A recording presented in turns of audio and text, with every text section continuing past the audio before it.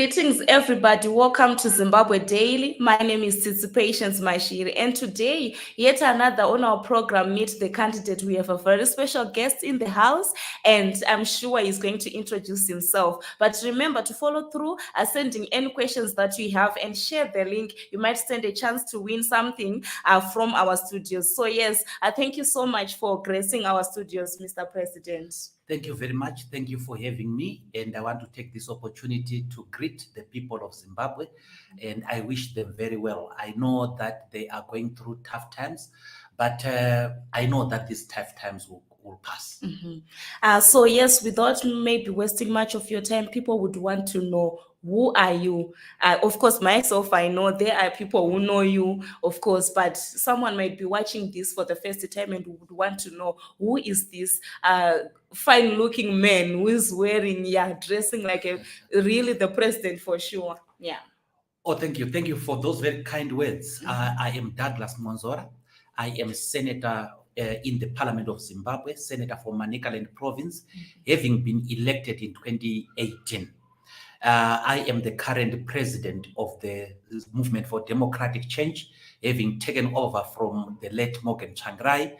I was elected at the Extraordinary Congress on the 27th of December, 2020. Before that, I was the Secretary General of the MDC, elected as such on the 30th of October to the 1st of November, 2014. Before I assumed the position of Secretary General, I was the spokesperson of the party, having been elected on the 30th of April 2011. I am a lawyer by profession. I hold a number of qualifications in law. I have other qualifications which are not in law, in management. I started my politics in 1988 at the University of Zimbabwe as a young student, fighting the one-party state. That was the reason. And then in 1989, I joined the Zimbabwe Unity Movement, where I was an active member at the University of Zimbabwe. I was then promoted into the Harare executive of the Zimbabwe Unity Movement. In 1990, I was elected as the Secretary for Legal Affairs, National Secretary for Legal Affairs, at the age of 22 at Wawa Prison. I had been arrested and detained in Wawa Prison for writing the constitution of the Zimbabwe Unity Movement.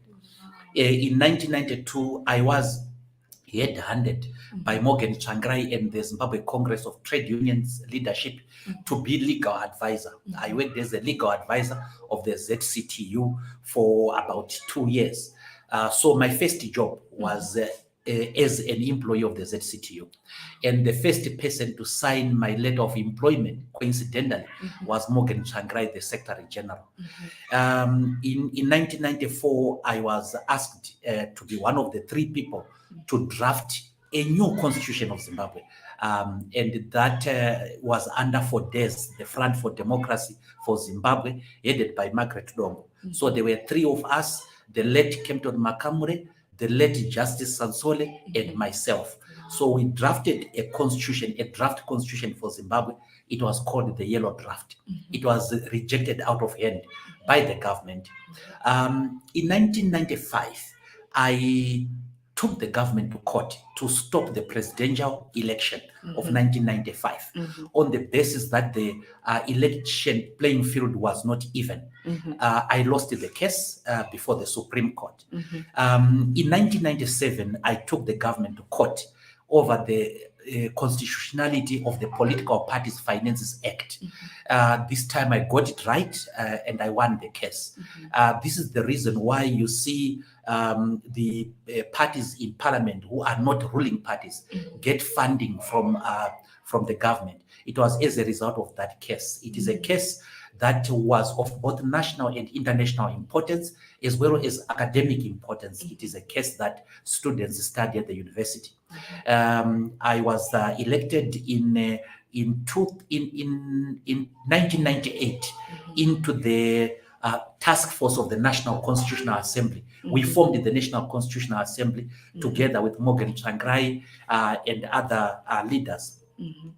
I then became a spokesperson of the NCA in 2000. In 2002, I became the vice chairman of the NCA. I was vice to Professor Maduku.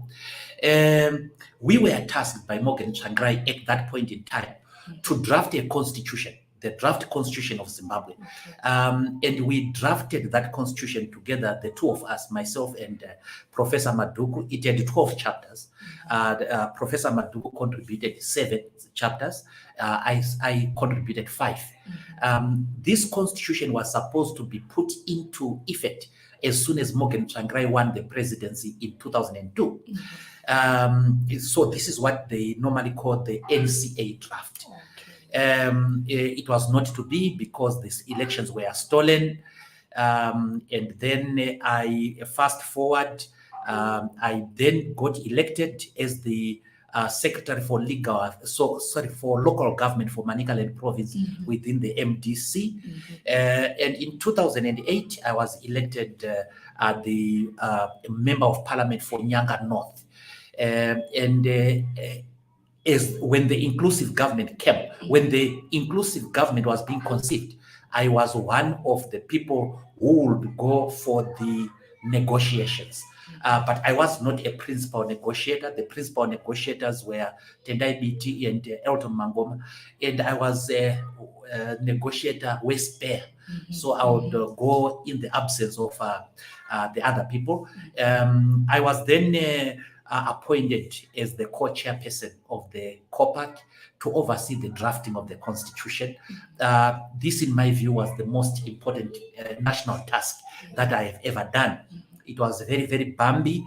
It was very, very difficult, but I'm happy that we produced the constitution that is being touted as one of the best constitutions in Africa. It contains the most comprehensive Bill of Rights on the African continent.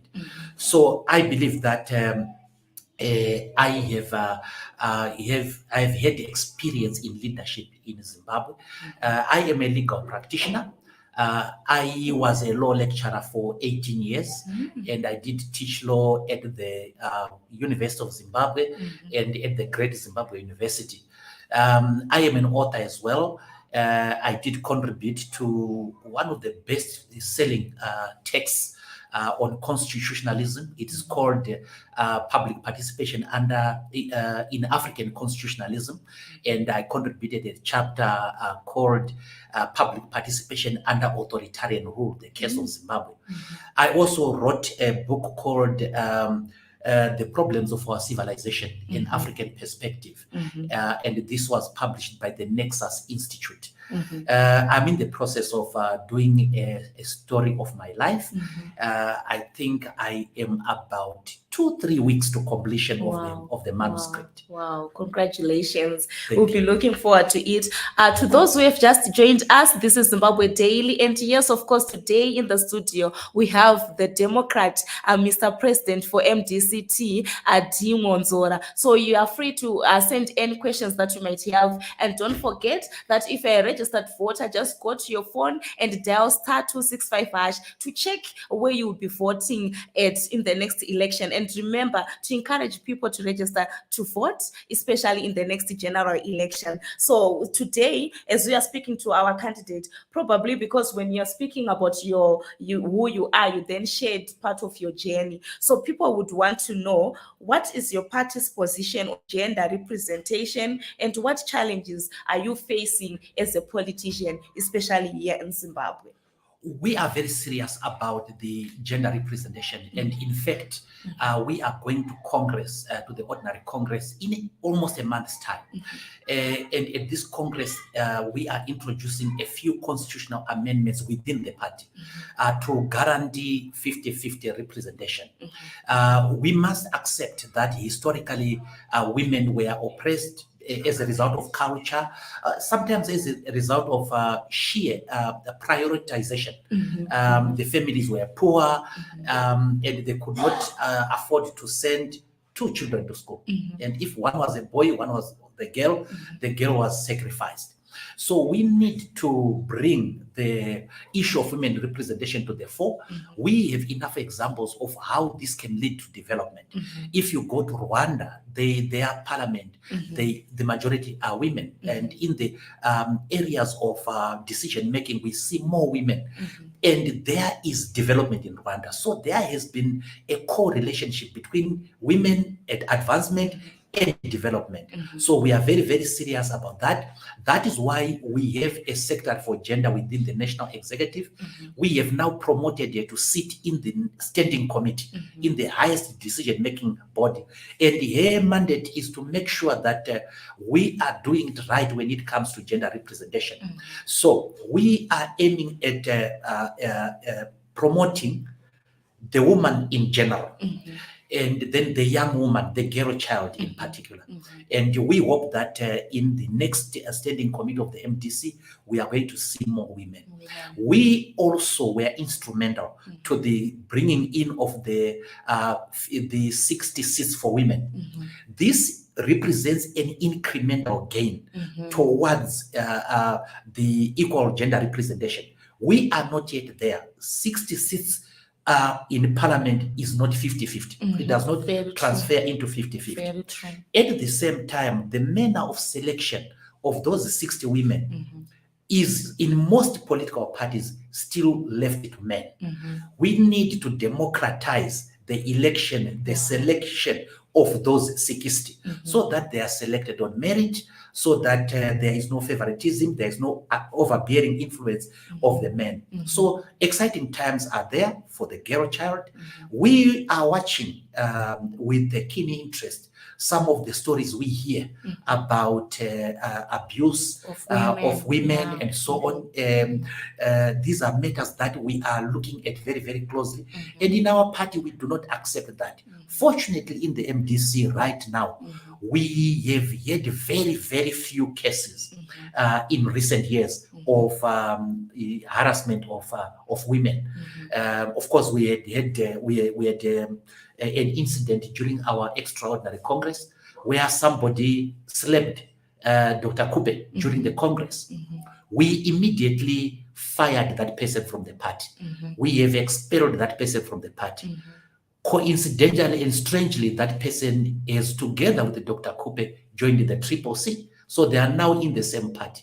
But this is to emphasize, simply to emphasize how we do not compromise on violence. Wow. I guess most women would be motivated because most people who get through into the PR system, most of them, for sure, the issue of abuse has been on the list. So my next question then is, do you think your party has the capacity to solve the Zimbabwean problems, looking at the economy, looking at the challenges? Like for myself, where I come from, my community, which is Chitungwiza, we do not have our own source of water. Do you think you have the capacity to solve that when you get in office? The MDC is the only party which has got policies which are written, and we do have documents developed over the years on how we will tackle the Zimbabwean problem. So we do also have the experience. In my leadership, I do have more than 8 people who were either ministers or deputy ministers in the inclusive government. So we do have very experienced personnel. But we are going to attack the problems of the economy on 3 fronts mostly. We are going to deal with the issue of agriculture. Agriculture must be commercialized, but our reforms in agriculture will look at creating food security, creating employment, enhancing agricultural efficiency. One piece of land must produce more than it currently does. And the development of agricultural infrastructure. Right now, the world is changing as a result of the events that are happening. The war in the Ukraine, the dispute between America, Taiwan, and China is creating certain agricultural opportunities for Zimbabwe. And we need to take advantage of that so that we produce for export. Zimbabwe, at one point in time, was the breadbasket of Africa. We want to restore it to that. In order for us to succeed, we must remove all forms of discrimination in agricultural support. Every person who is capable must have an equal chance. We must also help with mechanization. We must also help with research and development. Then the next cluster is manufacturing. Our manufacturing industry has basically gone down. And if one goes back to history, when Rhodesia was under sanctions, it boosted its manufacturing sector. And in this manufacturing sector, what we are going to aim at is strategically positioning our manufacturing sector for export. We must produce things that we export to other countries, to the African market, to the European market, to the world market. We are capable of doing that. And in order for us to do that, we must emphasize on research and development. We must also emphasize on science of our youngsters. We are going to be establishing industrial clusters. Industrial clusters, just like agricultural clusters, is where you have interrelated industries situated in one geographical location. So you have factory that manufactures agricultural products, factories that manufacture fertilizer, that manufacture other inputs, so that you have interrelated businesses in the same area. We are going to emphasize on the development of small and medium scale enterprises. Most countries, including the United States, have developed on the basis of small business. And we want to encourage this. We want to encourage women to go into manufacturing as well. We want to encourage beneficiation and value addition. Then the third cluster is mining. Mining by far in Zimbabwe is one of the biggest contributors of our GDP, but there is a lot of corruption there. So what we are going to do is again to emphasize on the small men, to concentrate on the small men and the small women, the small miners and medium scale miners. We are going to help them access modern technology, help them with marketing, help them with beneficiation of the minerals. Zimbabwe has almost every mineral that you may think of: diamonds, gold, platinum, tantalite, and possibility that there could be oil. But we are also looking at exploitation of our gas. We have looked at the possibility of building a pipeline. If we do have enough reserves, to build a pipeline, a gas pipeline that struts the African continent to Europe. To compete with the gas that is there in the Europe. It is something that is we are exercising our mind on. And I did read somewhere that one or two of the previous governments looked at that, and unfortunately it wasn't carried forward. So we will economically develop Zimbabwe. But for Zimbabwe to develop, there must be peace, there must be tranquility, there must be tolerance, there must be democracy, there must be absence of contested legitimacy, and there must be love and amity amongst our people. Oh yes, very true. So when you were talking about just making sure that the communities benefit from the government, which is yours exactly, that will be coming in. Then my next question, we want to talk about looking at the recent by-elections. You can see that it has been characterized by voter apathy, and voters did not vote in their numbers. What do you attribute voter apathy to, and how is MDCT going to influence a change in voter participation? Basically, we look at the by-election that happened on the 26th of March as a bygone. It is something that happened, and it has gone. But we did see that only 22% of those people who were supposed to vote went and voted.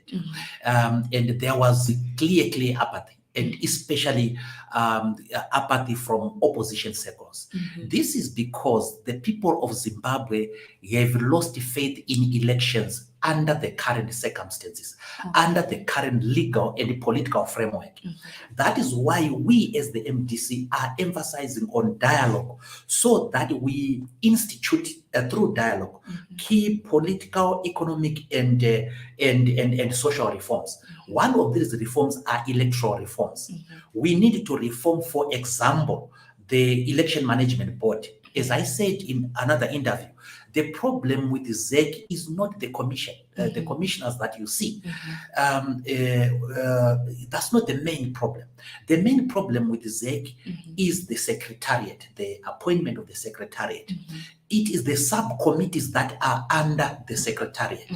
We have the logistics subcommittee, we have the accreditation subcommittee, etc.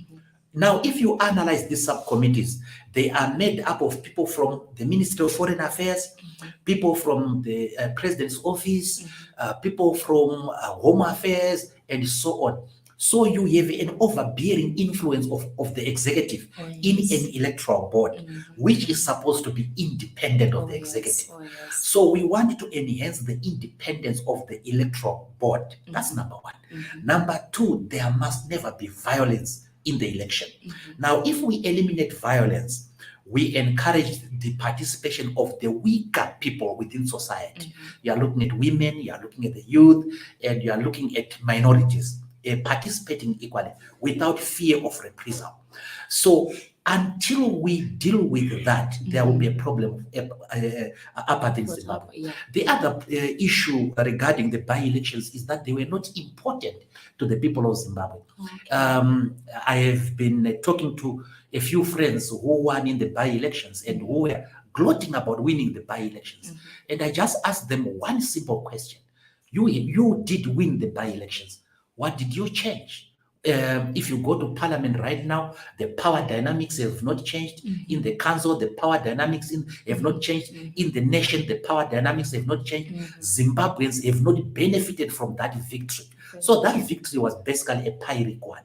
So going forward, we need an inclusive, unconditional, and genuine dialogue to institute electoral reforms. We need diaspora to vote.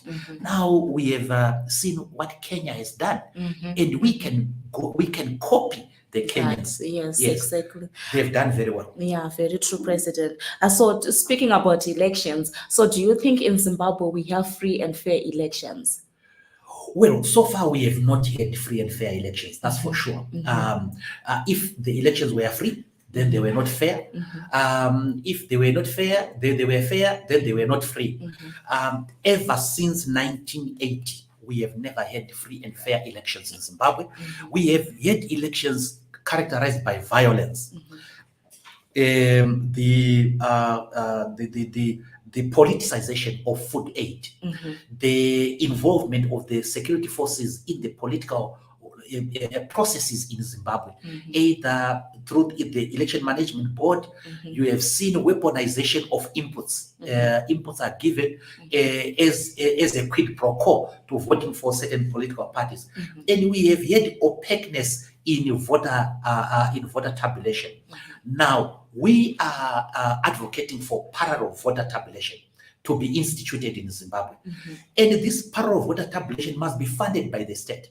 So in other words, the MDC will have its own instruments through which it does voter tabulation, the Triple C, Ndonga, and so on, ZANU-PF, so that when the electoral board announces the results, they are counter-checked with the results from other centers. So we need to go, we have a long way to go in having free and fair elections in Zimbabwe. It will be foolish, in my view, to have elections under the current circumstances, where parties don't have equal access to state media, equal access to the voter. For example, during the by-elections, we were not allowed to address meetings in the same province as the president. At one point in time, the president was I think it was in Cholocho, and Mhm. I was I supposed to go to Binga. Mhm. And we were told by the police that we can't go because the president is in the province. Mhm. That is very unfair. Yeah, very true. And as we approach the 2023 elections, we are only 12 months before the next general elections. How ready are you, Mr. President? We are very, very ready. You know, the MDC's behavior in elections is typically cyclical. It's up, down, up, down, up, down. In 2000, we went up. We almost got a parliamentary majority. In 2005, we went down. We lost, I think, 19 seats from the seats that we had, 12 or 19. I'm not very sure there. But in 2018, we surged up, winning all the three: the president, the parliamentary, as well as the council. And in 2013, we went down. In 2018, we went up. And in 2022, in the by-elections, we went down. It only awaits us to go up. That is the behavior of the MDC. We are very, very prepared right now as a party. We are involved in internal democracy. This is meant to strengthen our party. We are strengthening our structures. And that's why you see in the Twitter posts that we are doing, small crowds. These are executive members at ward or district level. These are the leadership. So we are 65% into establishing this, and we are left with about 35% now. And once we have strong structures, we are going to have a better mobilization. And we have a strategy of getting the maximum vote. And I can tell you that we look like the most prepared of the political parties that are there. We do have political parties that are formless in the sense that they have a mass of people, and very happy with that. We call that in mathematics scalar quantities, magnitude, but without direction. Yeah. We want vector quantities, magnitude, and with direction. Wow. And there you will see us rolling out our organizing, our niching. We are going to involve ourselves in niching of the political market. You will see also a very big improvement in our information and publicity. We were lying fallow for the past 2 years as far as information was concerned. And we were studying our political opponents, our potential political opponents. And we noticed one thing, one very important thing, is that they don't have a message about themselves. They have a message against someone. In the opposition, it's against Mwonzora and the MDC. And so on. Or if it is ZANU-PF, it's against Chamisa. If it's Chamisa, it's against Mnangagwa. It's never for an idea. So what you are going to see is a party which is going to talk about itself, about how it is going to solve the problems that are bedeviling our people, afflicting our nation. So it is going to be so refreshing. We are going to jettison the politics of hate, rancor, acrimony, and you will see us trying to make the political playing field fun. People must enjoy this election. Wow. This is Zimbabwe Daily, and if you are just joining us, we are about to finish off the program, and I know most of you are so excited. I can see that the online platform is burning, and I'm sure I'm just going to read a few questions for the president, and unfortunately, I won't be able to read all of them because of time. But remember, this is Zimbabwe Daily. We come here every Monday on our program Meet at the Candidate, where we give all the presidential candidate the opportunity to share about themselves so that you will know who you would want to vote for. And remember, in Zimbabwe, we have seen that people do not vote like for the person or for the capability that that person can bring, but usually it's about the party name. So that's why we bring in this program so that you get to know the candidate. So thank you so much for those who have joined us online. Lucy, thank you so much for joining us. Ben Saku, thank you so much for joining us. Sotam Tima, we thank you. Munyara Gazi, thank you so much. Kudzai Weston, thank you so much for getting in touch. She or he says clear articulation of facts from you, Mr. President. Yes, Justice Sanya, thank you so much. Tinashe Nyati, thank you so much for joining us. PJ Pearson, thank you for joining us. Justice, thank you. I'm still trying to look for questions. And remember, here we don't come here to fight or to say bad things to other people. So let me just go and say there is a question. Is it a question from Yvonne Mashi? She says, interesting that you talk of elimination of violence. The comment section itself is violent. What is your definition of violence? Can we ever get to the point of saying people are tolerant? What does it take to get to a Zimbabwe we will love? Thank you very much, Yvonne Mashi. Let me just say, and I hope I won't be long.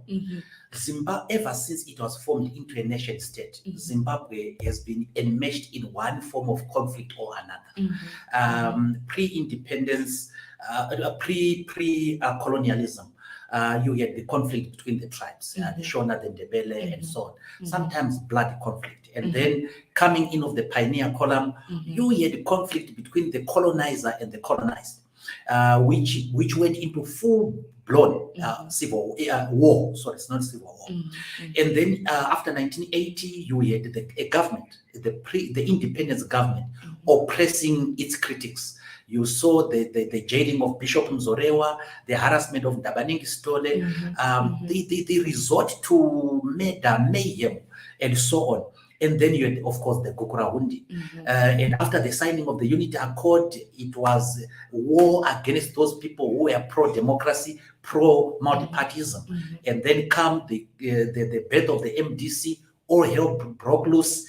And the people were murdered in 2008 alone. We lost 300 of our youngsters. Tondera Indira, Beta Chokurorama, Godfrey Kauzani, Kane Nyeve, Shepard Jani, and many others that I can't name here. And now we are in a state of constant conflict. If you go to your social media right now, it's conflict after conflict. Oh, yes, Zimbabwe cannot develop with that mindset. We are determined to break that jinx. That is why we have introduced the new politics of rational disputation. We know that it is a new idea. And as a new idea, people are resistant to change. Even the most revolutionary sounding of people are resistant to change. But we are determined that we must remove this hate and so on. And we must attack the idea. Don't worry about what Mr. Mwonzora looks like and what you think about. Attack the idea. I am saying rational disputation. What is your mantra? What are you saying? What are you saying is better? We have had a lot of people trying to use nationalist hatred and nationalist propaganda to say, if you were Bishop Mwonzora in the nationalist struggle, you were wrong, you were bad. Because that's what ZANU-PF told us, that it was bad. If you were Ndabaningi Stole, you were bad. If you were Joshua Gomo, at one point in time, you were bad. If you were ZANU-PF, you were correct. And we see pro-democracy people in this country plucking those names, Mwonzora, Gomo, and so on, and making them a reincarnation of badness. That is ahistorical, because we are yet to know whose position was correct. The nationalist groups, the two nationalist groups, the one which was in the internal, pro-internal settlement, and the other one which was external, ZAPU and ZANU. they were agreed that Zimbabwe was supposed to have independence. They were agreed on majority rule. They were not agreed on when to cease hostilities, when to stop the war. Those who were internal, including Bishop Mwonzora, Reverend Abanik Stole, Chikerema, and so on, thought that it was better to pursue the dialogue route. Zamla and Zipra thought it was best to accentuate the war. Now, at the end of the day, we saw them coming together at Lancaster House. They went down to dialogue, and this brought independence. Now, who was right there? Was it Mugabe and ZANU-PF, or was it Ndabaningi and the people who were in the internal? History will judge that. But it is a tragedy when our people try to vilify certain historical figures. I was very happy, and together with my party, when the government conferred hero status on Ndabaningi Stone. He deserves it. He is one of the founder members of ZANU-PF, and James Dambaza Chikerema, and so on. And there are so many historic figures. So we want to get rid of this hate. We want people to look and judge other people on merit. We are not complaining. We will never complain about what the opponent says. But what we are going to do, and time will tell, we are going to adopt what we call the judo strategy. The judo strategy is where you turn the opponent's strength into a lethal weapon against them. So if the opponent is so strong in hate, we will transform that hate into a weapon against them. That doesn't mean that we will hit them back. We are wise enough to know that the greatest weapon in politics, in the church, in business, in social life, in all aspects of life, the greatest weapon is love. We are going to deploy that weapon with a lot of with no sympathy. We are going to deploy love. Where they will be talking ill against us, we will talk about ourselves. We will duck the other beating. In fact, we will prevent people from beating others. It does not help. After all, we are all Zimbabweans. And if your candidate is strong enough, as you say, you shouldn't insulate your candidate against competition, which is what we see people trying to do. So that some people want to be stars in the absence of the sun. Oh yes, very true. So as we finish up, President, what would you want to tell the electorate before you leave as you prepare for the next election? There is only one political party that has demonstrated enough depth to run this country to prosperity, and that party is the MDC. It is the only party internally that has instituted democracy. If you go to MDC platforms, it is the only party where you can criticize your president and without any reprisal at all. I am not beyond reproach, and I do encourage people to critique me even within the party. So charity begins at home. We have started internal democracy at home. We are the only political party in the opposition right now that has had congresses. And we had our extraordinary Congress in 2020. We are going for our ordinary Congress this year, where anybody is free to contest any position, including the president's. We have opened that up. We are the only party that is preaching peace, tolerance, and amity amongst our people, and we are the only party with the policies which are written. And once we get political power, we will change the lives of Zimbabwe for the better. We want to take over governmental power through peaceful, democratic, and constitutional means, govern differently, and change the lives of the Zimbabwean people for the better. Yes, and we are receiving exciting messages online. And Famba Simpoti Famba from Jeffrey Chitsanga, and we believe in you, Mr. President Mwonzora. And yes, others are saying yes, Fambai, Fambai Simpoti Famba. So thank you so much, the online community, and thank you so much all who have watched this program. And remember, we bring you each and every candidate every Monday, just to learn more about them, get to know your candidate better. Thank you so much for joining us, everyone, and continue to send through your messages. If you have questions, we can still continue the conversation on WhatsApp. And remember to come, if you are a presidential candidate, if you are a candidate, you would want to come. Yes, Zimbabwe Daily is open for anyone. We are different from other broadcasters who do not give an opportunity to candidates. And remember, 2023 is around the corner. Remember to register to vote. Remember to check *265# if you are still in the voters row and where you will be voting. And remember also to encourage people to vote and encourage people to register to vote. And yes, say no to violence, because peace is what we need in Zimbabwe. And remember, we might have our differences politically, but what unites us is we are all Zimbabweans. Until we meet again next week, I want you all to enjoy yourself and be safe. Thank you so much, Mr. President, for coming. Thank you so much.